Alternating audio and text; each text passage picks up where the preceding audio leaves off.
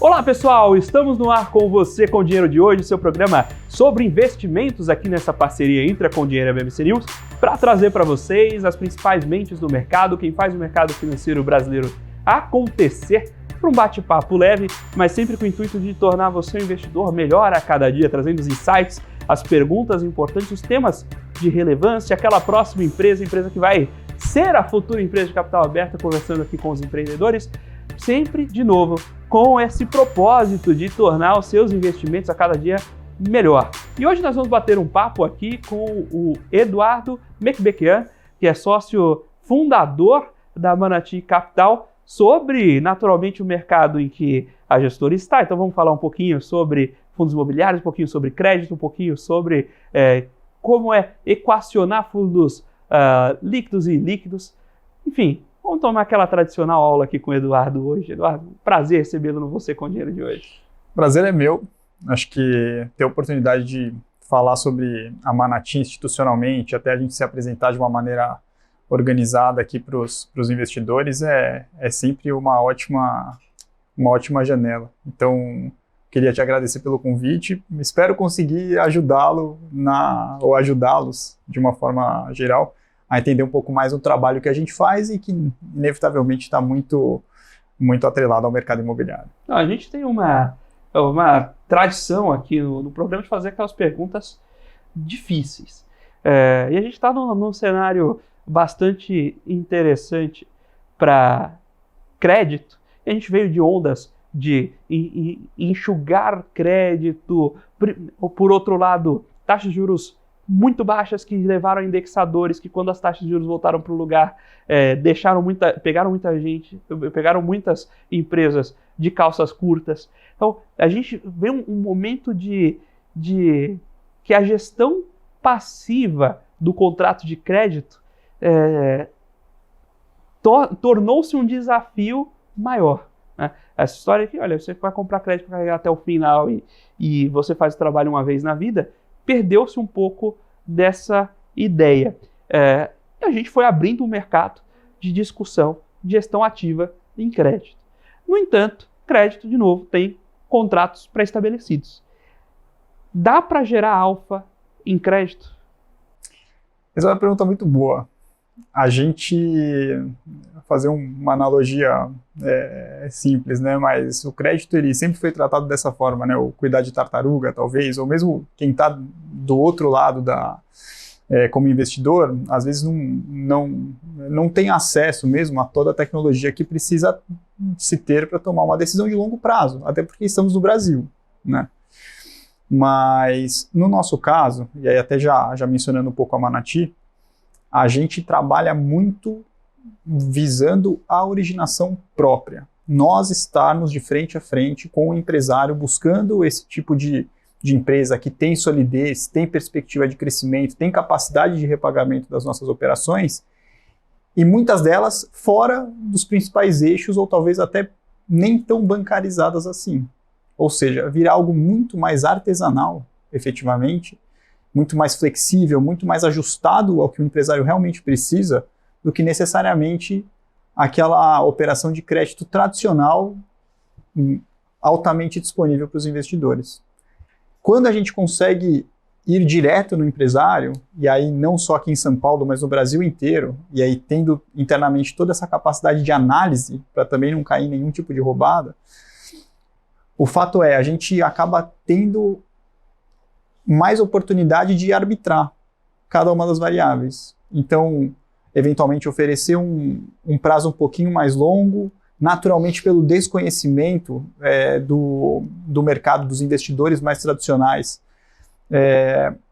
Existe uma desconfiança, essa desconfiança obviamente é traduzida em taxa, então a empresa que não é daqui, que vem de fora, precisa pagar mais, muitas vezes tendo a mesma capacidade e condição financeira que uma empresa conhecida que já circula entre os investidores aqui em São Paulo.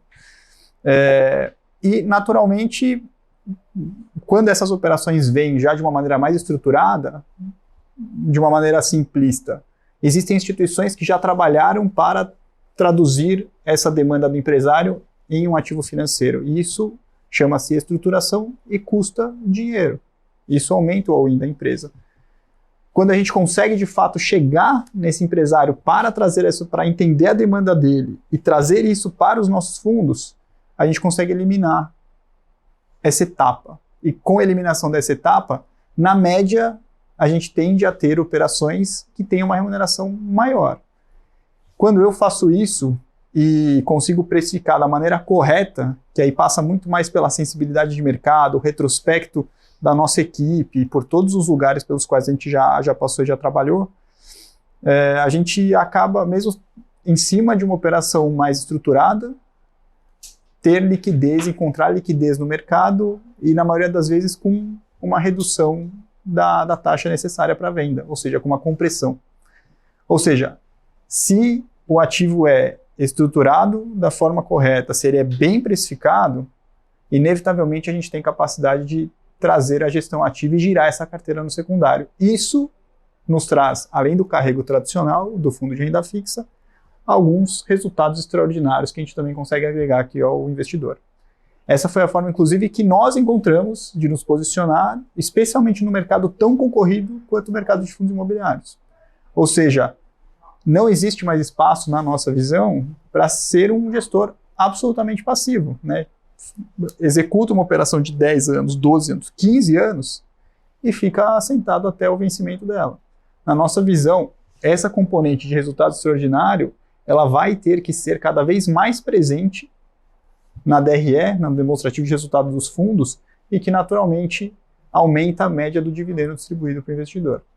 Só que o mercado vem se desenvolvendo e essa, no fim do dia, acaba sendo a última etapa da evolução que a gente tem visto dos fundos imobiliários. Mas isso é um pouco do que a gente tem feito na própria Manati, a forma como a gente entende como gerar o alfa dentro de um mercado de crédito que muitas vezes acaba sendo conhecido muito mais pelas operações mais tradicionais e não necessariamente pelas operações estruturadas. Comentou sobre, de fato, estruturar essa dívida. Onde entra o seu papel? Naturalmente você conhece essas companhias, vai puxar esse mercado. Mas tem um pedaço da estruturação que vai inevitavelmente ficar fora com a securitizadora ou com o banco. Como é que é essa relação com esse parceiro intermediário para que, eventualmente, ele não destrua essa margem da operação? Olha, não é algo simples e muitas vezes é difícil até passar essa informação adiante, né? Mas o fato é, ao passar do tempo, conforme a gente vai aumentando cada vez mais o nosso arcabouço, seja de cláusulas, entendimento, covenants, o que quer que seja, a gente continua aplicando isso. E para cada estruturação, até definindo a estruturação, é justamente o fato, né, a gente traduzir a demanda do empresário numa série de contratos. E operações que muitas vezes somam contratos com mais de 1000 páginas, com todos eles combinados. Ou seja, se a gente não consegue terceirizar isso para ninguém, e nosso time hoje, honestamente, acaba sendo o grande coordenador de todos os prestadores de serviços envolvidos na operacionalização daquele ativo. Ou seja, quando isso acontece, todo mundo tem que ler todas as páginas. Não existe uma terceirização tão óbvia, assim, tão cega no âmbito da estruturação, até porque cada cláusula é super importante para o bom andamento daquela operação.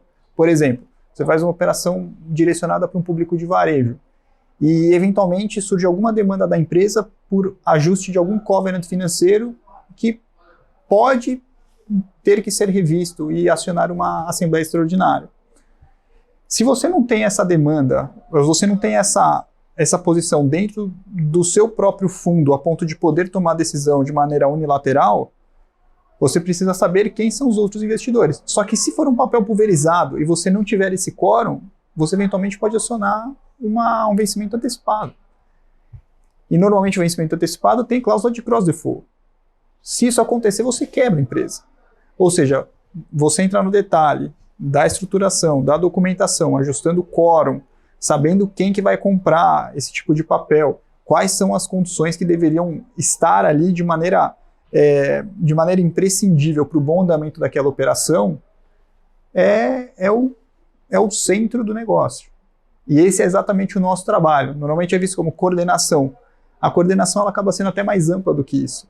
É justamente saber quem são os principais prestadores de serviços ou os mais competentes naquela área específica daquela empresa, estabelecer o que é condição nossa como investidor, e não adianta eu achar que eu sou o dono da verdade, que o mercado evolui, a gente vai sempre aprendendo coisas novas, mas sempre que eu consigo trazer outros co-investidores comigo, naturalmente eu chancelo aquelas condições que a gente acredita que são minimamente razoáveis para colocar aquela operação de pé. Então, a estruturação em si, ela é algo muito complexo e não são todas as gestoras ou todos os players que conseguem fazer isso dentro de casa. A gente hoje, na nossa equipe de 9 sócios, todos já passaram em algum momento por uma área de estruturação. E seja no sell side, seja no buy side, e isso ajuda de maneira incrível todo o entendimento do processo e, cara, a ter bastante paciência para ficar acompanhando essas operações.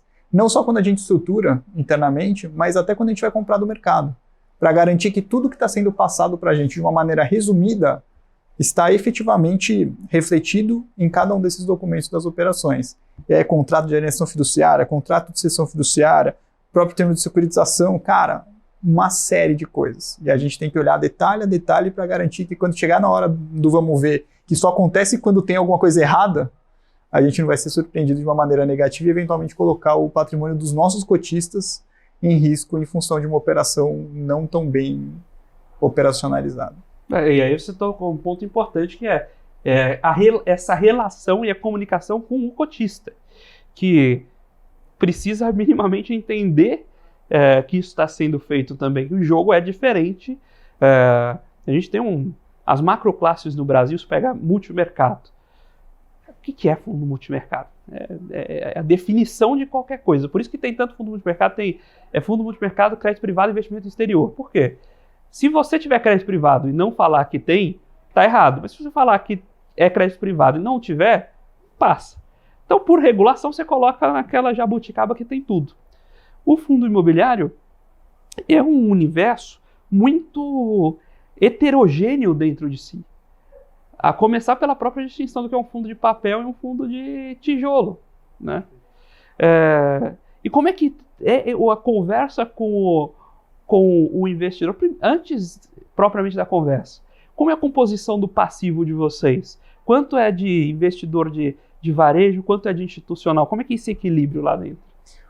Olha, Felipe, hoje a gente tem o nosso passivo bem distribuído, eu poderia dizer. Mais da metade hoje já são investidores de varejo, e acho que seguindo a própria dinâmica dos fundos imobiliários tradicionais. Mas ainda assim existem alguns institucionais que inclusive nos ajudaram na primeira captação.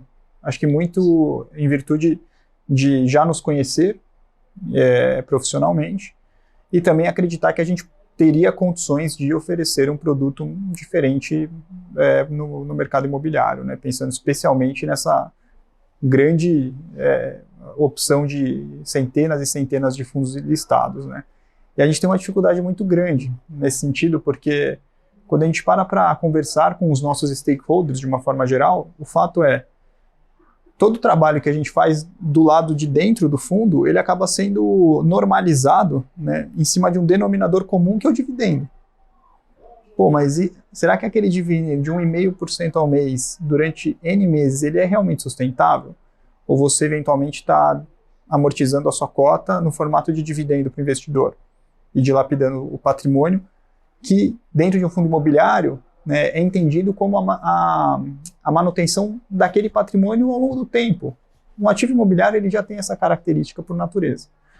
Então a gente tem trabalhado muito nessa linha, não só precisando simplificar o trabalho que a gente faz, até para trazer o completo entendimento ou começar toda essa etapa educacional efetivamente, mas também não só isso, porque as coisas também não são tão simples assim.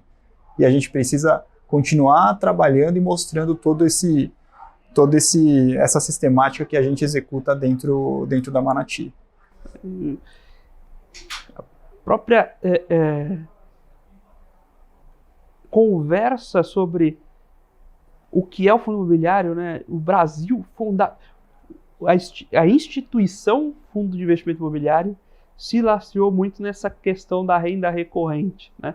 Isso foi muito lúdico para o investidor vir à bolsa buscar um fundo de investimento imobiliário fechado, que é uma entidade diferente do que o investidor de varejo começa a ter, e muita gente começou suas carteiras olhando esse tipo de produto, mas muito pela ideia da renda regular garantida, associação com a ideia do aluguel.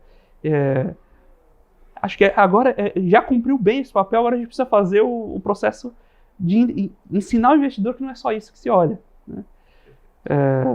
Como lá atrás, para fundos abertos, né? O pessoal começa a olhar retorno, olha retorno em 12 meses, ele aprendeu a olhar a volatilidade. Só que ele não entende que crédito privado não tem volatilidade, que é marcado pela curva. Aí agora você tem que ensinar para ele o que é risco de crédito, o que é risco de liquidez. Aí você vai... educação, você vai colocando pecinha a pecinha. E nesse jogo, como vocês pensam e olham na hora de estruturar o fundo mesmo?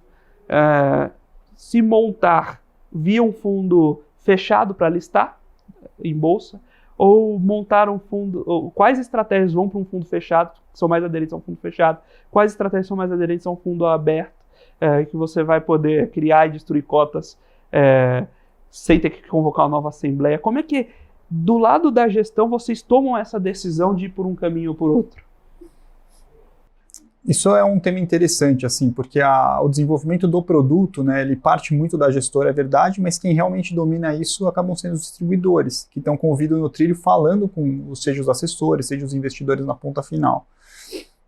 No nosso caso, a gente já tinha muito essa visão de produtos estruturados, né, então de crédito estruturado e crédito imobiliário, que são as duas âncoras hoje, os dois pilares da Manati. Nesse sentido, inevitavelmente a gente já passa por um certo grau de iliquidez do papel. Ninguém, ou dificilmente, outro gestor vai proativamente nos provocar para a venda daqueles papéis. Até porque tem toda essa complexidade que eu comentei, contratual, etc. e tal. Então, nesse sentido, a gente optou justamente por seguir na linha de um fundo fechado, justamente para a gente não ter nenhum tipo de pressão. Até porque, e aí, voltando 10 anos atrás, 10 não, eu vou falar 9 anos atrás, eu tive a oportunidade de ver alguns fundos de crédito estruturado, de crédito high yield, que, muito em função da crise de 2015 e 2016, tiveram problemas em alguns ativos de crédito e não conseguiram honrar resgates. E foram fechados, liquidados, inclusive tiveram que ceder cotas de um fundo cindido para os investidores, justamente para matar a estratégia principal. Esse tipo de problema, em cima de ativos com baixíssima liquidez, é o pior cenário que pode acontecer. Ou seja, para fugir desse tipo de armadilha e, eventualmente, não oferecer uma boa experiência para o nosso investidor, para o nosso cotista da Manati, surge a figura do fundo fechado. Fundo fechado, a liquidez acaba ficando muito mais no layer de cima, então na cota, e não necessariamente no ativo. Mas, mesmo assim, eu proativamente busco tirar essa carteira tentando trazer o ganho de capital, o alfa que a gente comentou. Mas, certamente, isso impacta bastante, porque ir numa assembleia, na época no Rio de Janeiro, para discutir a cisão parcial de um fundo que estava sendo objeto de liquidação, mas que tinha uma operação que estava inadimplente, em processo de execução de garantias, que a gente sabe que no Brasil é absolutamente demorado, cara, e na época vinham alguns gestores, um wealth management já mais direto com investidores de varejo, o que você coloca na carteira do cliente na ponta final? Uma cota de um fundo cindido que tem, sei lá, 5 milhões de reais, num ativo que está defaultado e que está em processo de execução de garantia? Difícil, né? Então, acho que um pouco dessa experiência ajuda na hora de desenvolver produtos, mas acho que, de fato, esses ativos hoje que nós temos no fundo, eles seriam talvez aderentes a estratégias com um prazo de resgate mais longo, D180, D360, mas ao mesmo tempo também é difícil você trazer o passivo para esse tipo de produto mais estruturado. Então a gente acaba equilibrando muito esse tipo de coisa justamente para não com algo muito claro na nossa cabeça. Experiência do cotista. A gente precisa oferecer uma boa experiência. E muito disso acaba sendo muito da discussão diária com diversos stakeholders que nos ajudam a criar esse tipo de produto. Descontar uma experiência, eu acho que essa visão, eu tenho, por esse circunstância, estudado muito a ponte entre comportamento do investidor a partir da luz do comportamento do consumidor. Você está, de fato, comprando aqueles investimentos também. E aí a gestora vem como essa fornecedora também, olhando para o que o mercado quer comprar em termos de produto, né? E aí tecendo essa ponte entre os ativos que estão disponíveis, né? Quando a gente olha para a ponta de produto, você comenta, a gente está aqui falando bastante sobre crédito, e a gente sabe que, eu comentei da distinção lá atrás, né, do fundo de papel, fundo de tijolo. A gente sabe que de novo, o apelo para o fundo imobiliário veio muito desse vínculo com o tijolo. Vocês olham para esse mercado, pensam ali num fundinho de tijolo puro sangue? Se sim, o que vocês pensam? Se não, por quê? Vocês acham que esse mercado já se esgotou? As perguntas, a gente dá umas perguntas difíceis mesmo. Essa é de propósito. Assim você também explica essa estratégia, né? Sem dúvida. Mas, nesse quesito, eu acho que o mercado ele ainda tem muito a crescer. E existem inúmeras estratégias, especialmente quando a gente para olhar o nosso principal concorrente, o mercado espelho, que é os Estados Unidos. Então, acho que nesse sentido, muitas coisas ainda acontecerão. Ao mesmo tempo, por incrível que pareça, a gente tem menos opções de fundos listados, de REITs, nos Estados Unidos, no caso, do que fundos listados, fundos imobiliários listados no Brasil. O que é meio esquisito, no mínimo, para dizer o mínimo. Então, quando a gente olha as possibilidades, né, qual foi a forma que a gente encontrou até de posicionar a Manati? A gente sempre teve esse foco no crédito imobiliário e crédito estruturado que eu comentei. Só que, como é que eu vou... O que de fato eu consigo vender ou acreditar que eu consigo fazer de melhor aqui para os nossos investidores? Expertise de originação, estruturação e precificação, que eu falei, leitura de mercado. E quando a gente parou para analisar o mercado como um todo o espectro de investimento dentro do mercado imobiliário, seja fundos de ações listadas imobiliárias, o preço do imóvel residencial, a cota dos fundos de shopping, um índice composto só pelos fundos de CRI High Grade, só dos fundos de CRI High Yield, ativos corporativos, ativos logísticos, você percebe que a mesma dinâmica e alternância que existe no asset allocation tradicional, pensando em dólar, bolsa, MAB, IRF, tudo, e próprio IFIX, tudo, isso também acontece dentro do mercado. Até porque a economia é cíclica, o mercado imobiliário também é muito cíclico.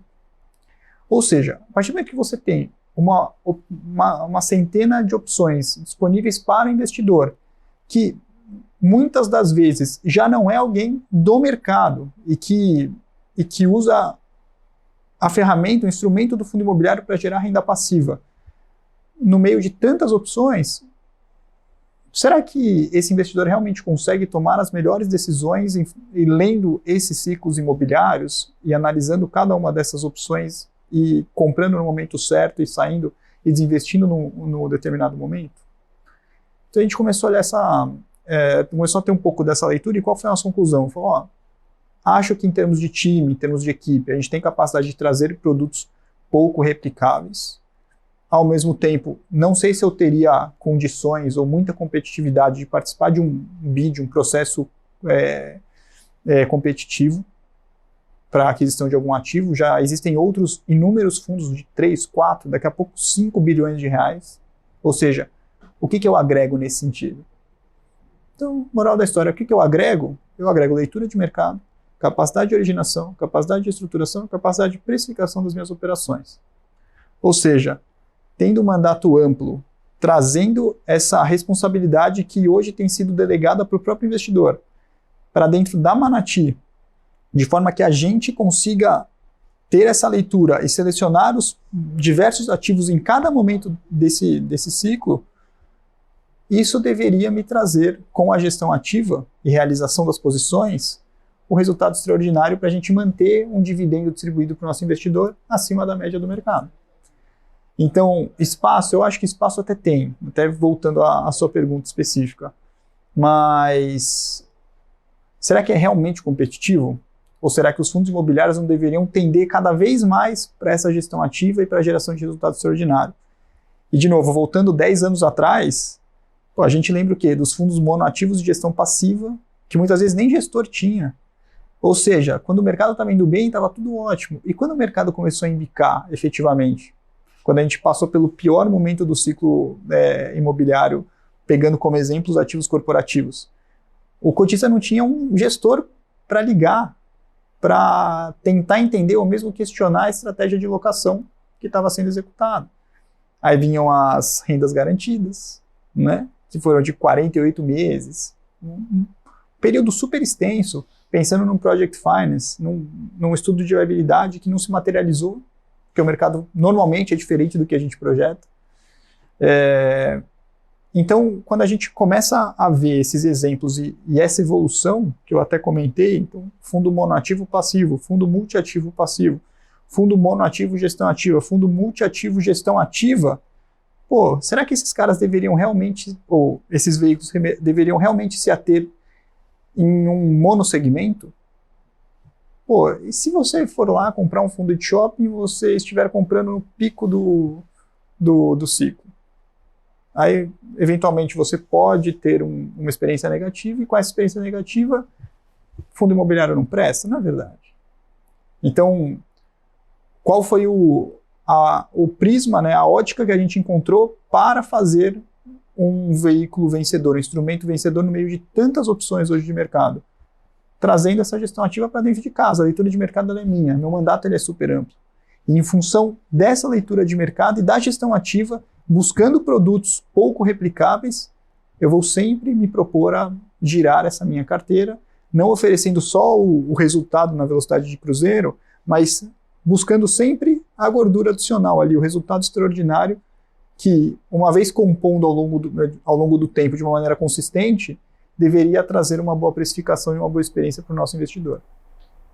Estamos batendo esse papo com o Eduardo Mecbequian, sócio fundador da Manati Capital, sobre o mercado de investimento imobiliário, os fundos de investimento imobiliário, como compor, como pensar a estratégia desses fundos, como atender aos cotistas na hora de montar esses produtos, as reflexões sobre produtos, naturalmente as reflexões sobre composição de carteira, qual o papel do investimento imobiliário na carteira do investidor. Sempre com a missão de trazer aqui para vocês as mentes que fazem o mercado financeiro brasileiro acontecer.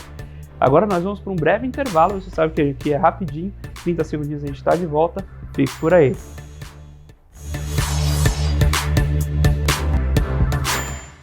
Olá pessoal, estamos de volta aqui para o segundo bloco do Você com Dinheiro de hoje, batendo um papo com o Eduardo Mecbequian, sócio fundador da Manati Capital, sobre investimento imobiliário, sobre a concepção, né, os bastidores também da criação de um fundo de investimentos imobiliários, o que olhar num fundo aberto, fundo fechado, quais são as dinâmicas, por que um caminho e outro, o que olhar num fundo de papel ou tijolo, como compor a sua carteira de investimentos olhando a dinâmica do próprio setor imobiliário. Então, sempre com a premissa de trazer para vocês aqui essas cabeças pensantes do mercado financeiro para ajudar na sua reflexão.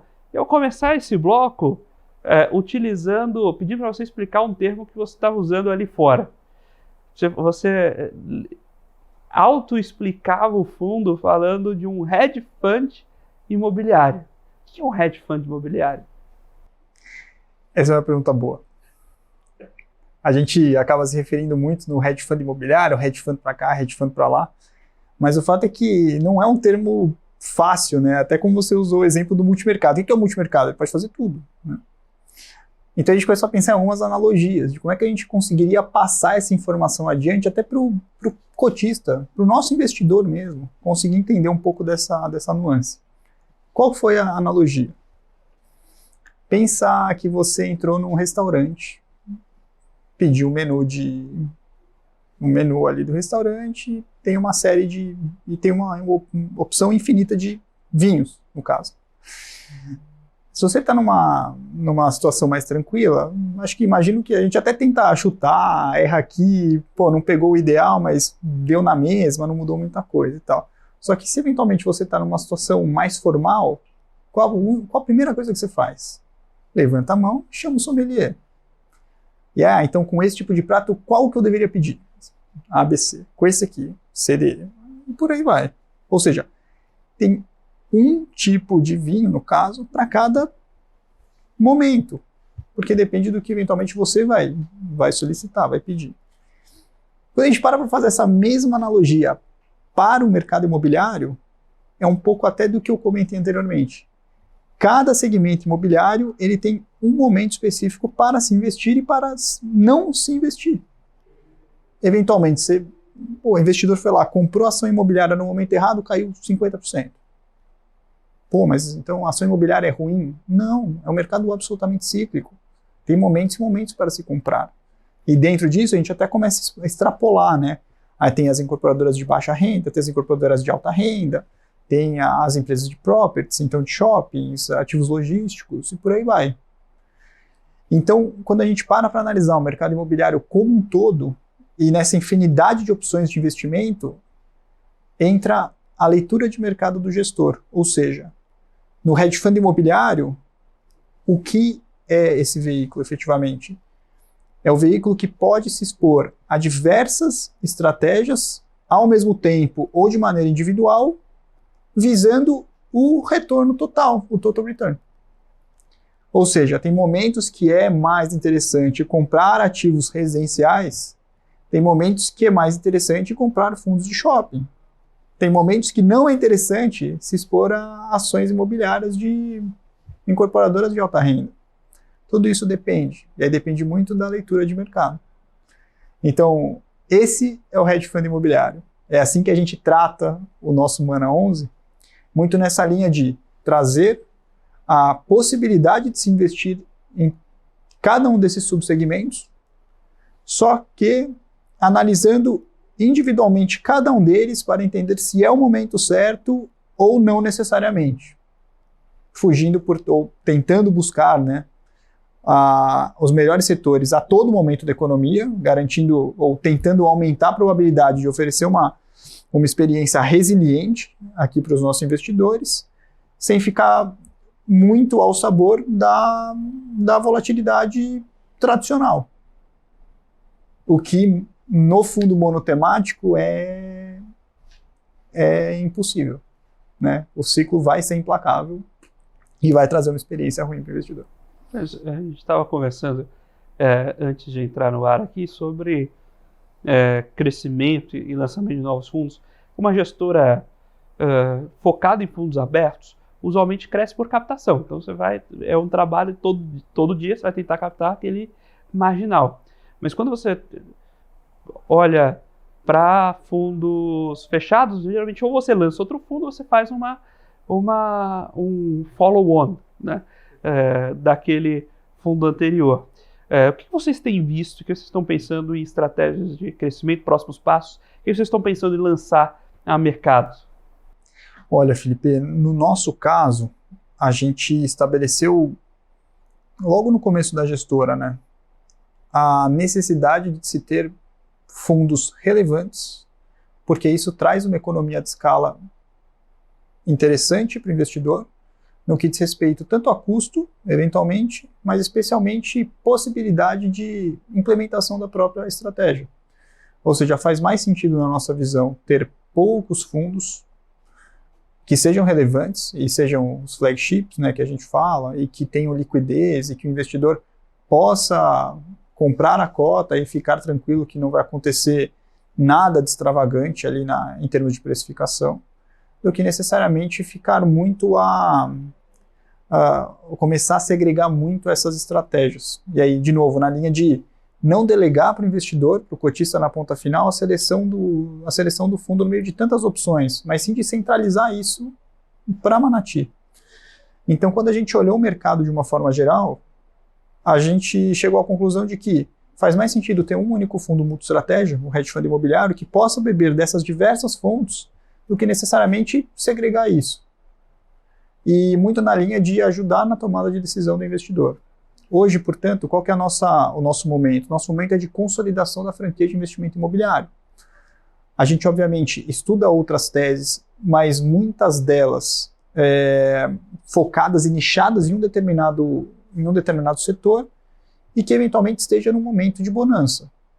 Mas o grande foco é continuar crescendo os atuais fundos que hoje a gente tem dentro da Manati. E aí, via subscrições. E como é que é esse equilíbrio? Como é que vocês encontram o momento? Porque é uma dor que... eu vou compartilhar a dor que eu escuto, né? Poxa,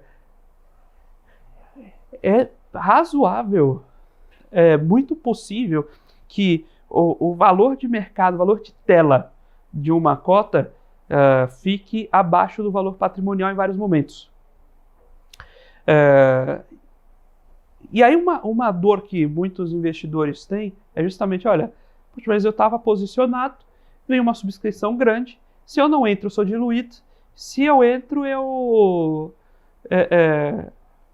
ou melhor, se eu não tenho capital eu não entro, aí se eu não entro eu sou diluído e poxa, eu perco valor objetivamente na minha cota, né? Porque o mercado vai convergir para o preço da emissão. Como é essa conversa com o investidor? E o que vocês olham em termos de momento para pensar uma nova emissão?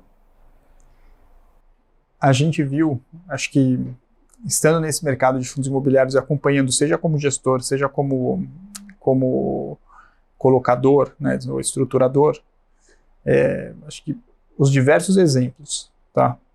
E aí fundos que eventualmente fizeram captações dentro do dinheiro, ou seja, que estavam de fato com a cota de mercado acima da patrimonial, que permitiu fazer as captações, e mesmo alguns exemplos que acabaram aproveitando, julgando que havia uma oportunidade muito grande de mercado para não se aproveitar, e aí naturalmente fazendo captações com uma cota de emissão abaixo da cota patrimonial naquele momento. E aí que mora o perigo, porque qual que é a nossa visão? Se a gente, como gestor, não mostra o respeito devido pelo cotista do fundo, ou seja, eventualmente propondo uma captação de recursos abaixo da cota patrimonial do fundo, a gente quebra a única coisa que a gente tem, que acaba sendo a relação de confiança. Então, a gente viu diversos exemplos nesse sentido. E na nossa visão, eu acho que isso é um tema praticamente negociável com o investidor.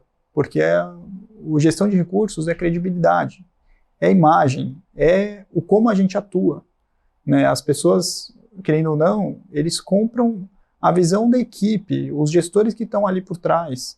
E se a gente não traz isso para o investidor, que querendo ou não é um pouco do mínimo que nós temos que fazer, certamente é talvez o começo do fim, algo do gênero. Então, para nós, assim, é muito importante essa experiência, e isso passa necessariamente pelo respeito ao investidor.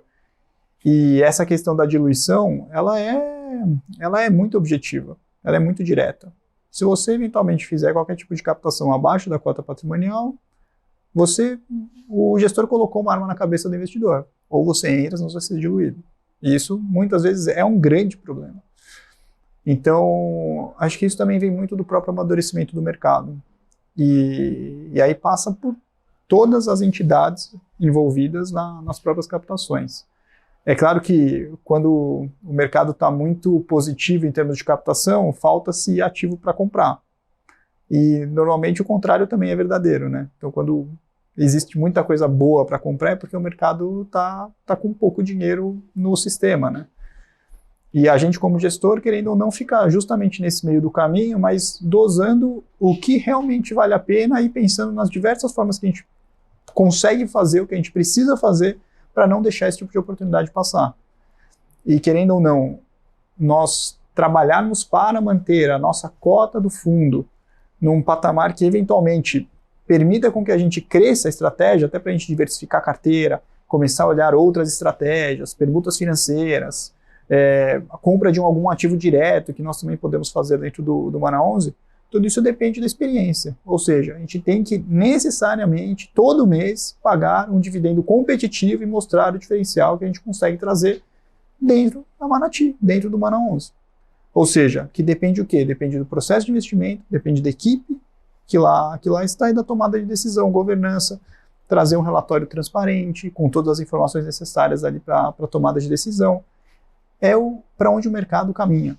O mercado caminha na cada vez mais profissionalização. E a gente entendendo isso, olhando de todos os formatos, é o que nós precisamos fazer, senão a gente vai ficar para trás. E o gestor que não fizer vai ficar para trás, essa é a verdade. Nessa dinâmica com os cotistas, acompanhando os cotistas, o que o cotista mais vê na hora de selecionar um fundo imobiliário? Qual o indicador assim que o cotista olha primeiro? O indicador matador, em função de toda a pesquisa que a gente já fez, conversando com os assessores e também os clientes, inevitavelmente acaba sendo o dividend yield. Ou seja, né, o dividendo em relação ao valor da cota. Né, o quanto efetivamente o cotista vai receber em percentual ao ano, né, ou percentual ao mês. Mas que acaba sendo uma comparação direta ao que a gente vê de taxa básica de juros, né, de CDI, efetivamente. Isso muitas vezes é uma grande armadilha, né, porque o mercado imobiliário ele tem um ciclo muito longo. E muitas vezes a gente acaba passando por momentos de muita bonança específica, mas que eventualmente não se materializam, né, no longo prazo, quando efetivamente é o momento, talvez, do dinheiro voltar. Né. Fazer uma analogia rápida, até que imagino que todos lembrarão, mas fundos de renda garantida. Teve momentos que a gente via o fundo transacionando ali no mercado secundário 15%, 16% ao ano. Não tem condições disso se materializar ou disso permanecer no médio prazo, senão é uma baita de uma arbitragem. Ou seja, era sabido que haveria o fim dessa renda garantida em X meses e que a partir dali seria zero, possivelmente, né, sem nenhum tipo de locação. Mas, inevitavelmente, quando surgem as diversas comparações mais diretas em cima do denominador comum que eu comentei, a decisão em cima de ordenar do maior yield para o menor yield, ela acaba se prevalecendo. Então, é um trabalho que a gente tem pensado muito em como, de fato, passar esse tipo de informação aqui para os nossos investidores. Justamente tentando trazer muito mais para uma linha de consistência, /constância, /previsibilidade, e sem necessariamente dilapidar o patrimônio do cotista, do fundo. Então, essa combinação ela é muito importante. E a gente até repete isso lá na Manati. Eu dificilmente vou ser o fundo que mais vai pagar dividendo. Talvez nem seja a minha ambição, mas eu certamente não serei o pior pagador de dividendo. Eu, na média, estarei acima e no topo dessa tabela. E aí, em função do quê? Da gestão tradicional e dos resultados extraordinários, que é o grande foco do Mana 11 e dos nossos fundos. Quem gerar isso vai estar à frente, em termos de concorrência, em termos de peer group, em termos de análise. E é aí que a gente tem que focar. Essa é meio que a novidade, né? Mas o dividend yield ele é implacável ainda. Tem um erro crasso, que é considerar amortização no cálculo do yield. Mas esse é básico. Mas tem melhorias, tem formas de você melhorar esse erro básico. Você pode fazer o seguinte: você realiza ganho para jogar no dividendo. Então, tem um ativo seu, tem lá precificado a um patrimonial, o mercado melhora, você vende ele. Você tem o ganho de capital interno, só que é um ganho operacional do fundo. O papel é a mesma coisa. O papel valorizou, aí você vende o papel e aí você vai distribuindo dividendo como resultado. Ok. Só que o papel que é ruim, você carrega. O que acontece? O seu dividend yield está sendo criado através da destruição de valor da carteira que fica. Né? E o investidor não olha isso, não pensa isso. Agora, outra coisa, você comentou sobre voltando na história do hedge fund imobiliário, né? Dentro da carteira, você compra naturalmente crédito, você poderia, por exemplo, comprar outros ativos líquidos, ações. Como é que funciona a gestão desse fundo para você se posicionar nas várias frentes? Perfeito, perfeito. E a gente parou para trabalhar muito bem essa política de investimentos, tentando traduzir exatamente essas possibilidades. Então, nós podemos comprar até 100% de CRI, até 100% de fundo imobiliário. No caso de ativos diretamente, a gente tem um limite de 20%. No caso de que naturalmente são mais ilíquidos, né, esse é um ponto importante. Ações listadas imobiliárias, o segmento imobiliário nós também podemos, e aí também no limite de 20%, e eu muito provavelmente jamais vou ficar perto desse limite, porque o carrego negativo ele também é algo que a gente se preocupa muito, mesmo tendo uma perspectiva de valorização, de ganho futuro, de outro planeta. O fato é, fundo imobiliário ele é precificado em função do dividendo. Se eu não trouxer um dividendo competitivo, minha cota vai sofrer. E o investidor, ele tem razão, até pela dinâmica do fundo imobiliário. Ele deve se preocupar e se preocupa efetivamente com essa previsibilidade mais do que as porradas, né? As porradas, tanto para cima quanto para baixo, dificultam a precificação do mercado secundário. E o que a gente, até como investidor, muitas vezes procura é justamente a tranquilidade ali. Eu quero ter conforto de que a minha cota ela estará bem precificada na grande maioria dos momentos, né? Além disso, a gente pode comprar cotas de FDIC, a gente pode comprar cotas de FIP, podemos comprar cotas de SPE para fazer desenvolvimento imobiliário. Nessa linha de permitir praticamente todos os investimentos, exposição a cada uma das subclasses imobiliárias. Ou seja, pode ter um momento que faz mais sentido comprar ativos imobiliários diretamente, estoque de unidades residenciais. Por que a gente não poderia? Se eu estou aqui para entregar esse retorno descorrelacionado, consistente para o meu investidor, faz parte do meu escopo.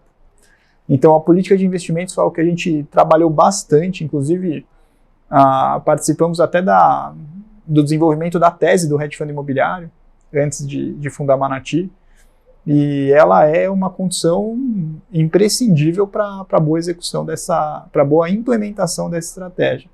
Mas é claro que a gente também não fica... A gente sempre busca formas de executar as nossas teses de investimento dentro das nossas possibilidades. Ou seja, surgiu algum ativo interessante que esteja dentro de um fundo imobiliário, eu posso comprar as cotas daquele fundo imobiliário e eu continuo exposto a um ativo imobiliário, eventualmente exclusivo meu, e buscar vender essas cotas com ganho de capital futuramente para outro gestor, ou no mercado de maneira pulverizada. Então, o intrínseco ele é muito importante, pensando na tese de investimentos, mas os formatos aí é um pouco até da nossa própria criatividade, que a gente sempre pensa em como trazer isso para dentro dos nossos fundos, acreditando em cima de uma tese de investimento que existe valor para ser capturado naquele tipo de transação. Maravilha, Eduardo. Muito obrigado pelo bate-papo, muito obrigado por esclarecer um pouco para a gente essas teses de investimento. É um jogo diferente e tem que ser, né? Eu acho que fazer mais do mesmo, provavelmente já tem gente suficiente fazendo. Então buscar essas coisas diferentes é super importante e também é importante você conseguir compartilhar essas ideias de investimento, essas teses com o investidor, com quem está lá em casa assistindo a gente e está eventualmente pensando em investir lá no Mana 11. E aproveitando isso, naturalmente, queria te deixar à vontade para falar aí com o investidor, quem quiser investir no Mana 11, os caminhos, é um fundo listado, então os caminhos são mais ou menos conhecidos, mas onde acompanhar vocês, site, redes sociais, que possa continuar acompanhando o trabalho da Manaí, e quem queira também virar cotista, onde pode acompanhar os materiais e saber mais sobre o fundo. Maravilha. Bom, primeiro, nós que agradecemos, eu que agradeço aqui a oportunidade de falar em nome da Manati. A gente entende que essa parte até da comunicação, do marketing, ela é super importante nesse nosso mercado. E a gente tem investido muita energia também nessa frente. Então, nesse sentido, e até aproveitando, eu gostaria até de convidar todos os investidores a seguir a Manati nas redes sociais, a gente tem sido muito ativo no Instagram, tem sido muito ativo no LinkedIn. No nosso site também a gente deixa uma possibilidade de se inscrever na nossa newsletter, a gente já tem enviado para alguns investidores nesse sentido. E o intuito é sempre compartilhar conhecimento e compartilhar os documentos os artigos que a gente vem desenvolvendo dentro de casa. Então hoje nós temos já uma carta mensal. Para quem não tem tempo de ler a carta mensal como um todo, nós fizemos uma carta mais resumida também. Acho que isso é importante até para tentar ao máximo entregar esse conhecimento aqui nas mãos dos investidores, dos nossos cotistas. E naturalmente todas as novas ideias que até nós formos provocados, a gente vai acabar implementando, porque a gente entende que essa governança ela é absolutamente importante até para manter a proximidade dos investidores junto à Manati. Se a gente não conseguir fazer esse trabalho e nós somos talvez os mais interessados, ninguém mais vai fazer. Então a gente tem falado com muitas casas, temos falado com muitos clientes, cotistas, oportunidades de programas como esse aqui, eu acho que são imprescindíveis, são ótimos, até para a gente ter esse tipo de bate-papo. E o investidor pode continuar enxergando a gente dessa forma, porque a gente entende da real importância disso e a gente vai continuar fazendo bastante aí. Acho que é um pouco isso, Felipe. Obrigado novamente. Eduardo, mais uma vez, muito obrigado à Manati por ceder aqui a participação do Eduardo, muito obrigado a você, telespectador da BMC News, investidor e profissional de mercado, pela sua companhia, pela sua audiência.